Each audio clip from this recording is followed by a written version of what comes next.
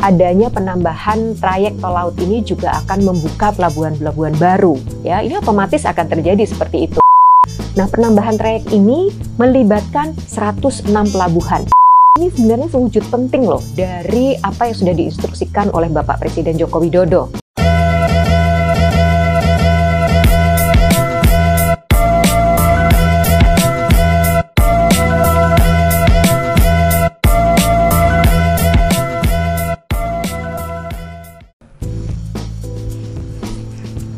Halo kaula muda, naik pesawat pulang ke Jakarta, mampir ke Brastagi, bertemu saudara muda.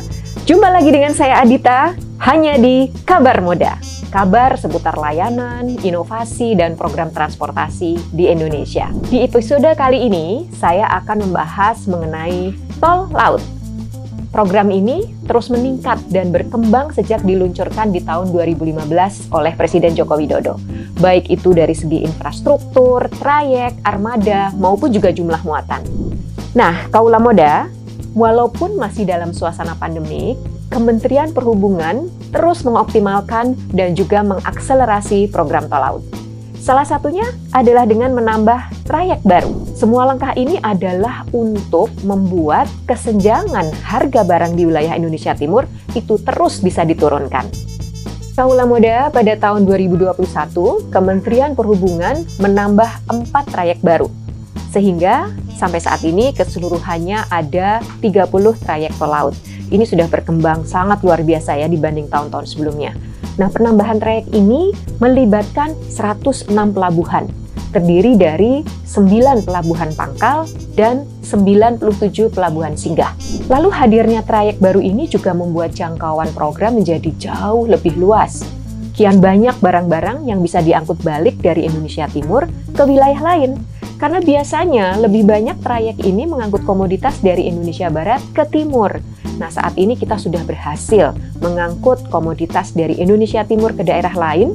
Salah satunya adalah muatannya dari Morotai. Pemkab Morotai, pemerintah Kabupaten Morotai, mampu mengoptimalkan tol laut sehingga bisa mengirimkan atau istilahnya mengekspor produk mereka keluar daerah. Lalu kaula muda, adanya penambahan trayek tol laut ini juga akan membuka pelabuhan-pelabuhan baru. Ya, ini otomatis akan terjadi seperti itu. Seperti misalnya Pelabuhan Kokas di Kabupaten Fakfak di Papua. Juga Pelabuhan Korido di Kabupaten Supriori, kemudian Pelabuhan Depapre di Kabupaten Jayapura, semuanya ada di Provinsi Papua. Selain itu kaula muda, di tahun 2021 ini dilakukan juga sinergi angkutan logistik multimoda. Apa tuh maksudnya? Jadi kalau kita bicara tol laut, ini kan kita bicara angkutan laut ya, sampai di pelabuhan. Tapi setelah itu yang tidak kalah penting adalah kemudian aksesnya melalui transportasi darat dan juga tentunya transportasi udara atau jembatan udara. Nah, ini yang memang penting untuk kita lakukan. Tujuannya untuk apa?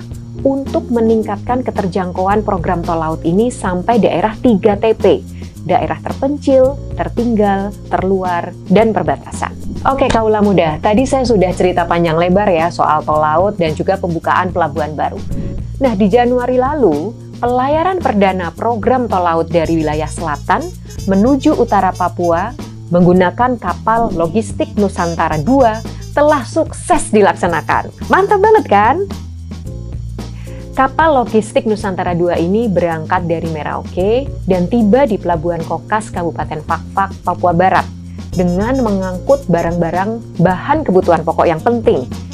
Kaula muda, ini sebenarnya sewujud penting loh dari apa yang sudah diinstruksikan oleh Bapak Presiden Joko Widodo melalui Inpres nomor 9 tahun 2020 tentang percepatan pembangunan kesejahteraan di Provinsi Papua dan Papua Barat.